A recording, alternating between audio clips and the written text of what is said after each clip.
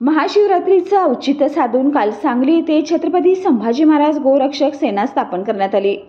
निष्पापमुखी जनावरे गोहत्या कायदा असतानाही त्यांची हत्या होत आहे। या गोहत्या रोखण्यासाठी या संस्थेची स्थापना करण्यात आली।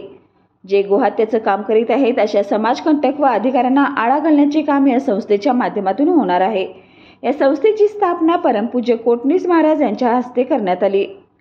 यावेळी सेनेचे सर्व पदाधिकारी व प्रमुख उपस्थिती पृथ्वीराज पवार, जनसुराज्य प्रदेश अध्यक्ष सुमित कदम, शिवसेना जिल्हा प्रमुख महेंद्र चंडाळे, नितीनराव शिंदे मान्यवर उपस्थित होते। तसेच महिला जिल्हा प्रमुख शिवसेना राणीताई कमलाकर, संस्थापक अध्यक्ष विनायक एडगे यांनी बेकायदेशीर उत्तल व गोहत्या थांबलीच पाहिजेत, नाहीतर तीव्र आंदोलन करू असा कडक इशारा शासकीय अधिकारी व शासनाला यावेळी दिला।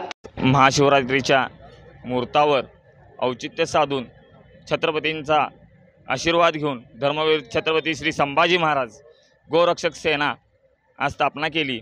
त्यावेळेला आपले परमपूज्य कोटणीस महाराज यांचे आशीर्वाद लाभले। त्याचबरोबर शिवसेनेचे जिल्हाप्रमुख महेंद्रभाऊ चंडाळे यांच्या हातून प्रतिमेचे पूजन व खिचडी वाटपचा कार्यक्रम करण्यात आला।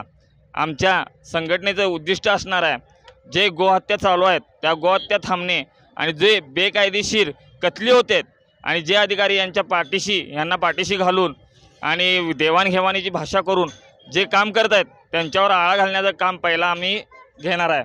आणि त्याचबरोबर सांगलीमध्ये जे आता मास गावलं त्याच्यावर आम्ही कडक कारवाई होण्यासाठी कलेक्टर व SP साहेबांना निवेदन दिलेलं आहे। जर झालं नाही तर ह्या 8 दिवसात तीव्र आंदोलन करू, ह्या शुभमुहूर्तावरच त्यांना आम्ही हे संकेत देत आहोत।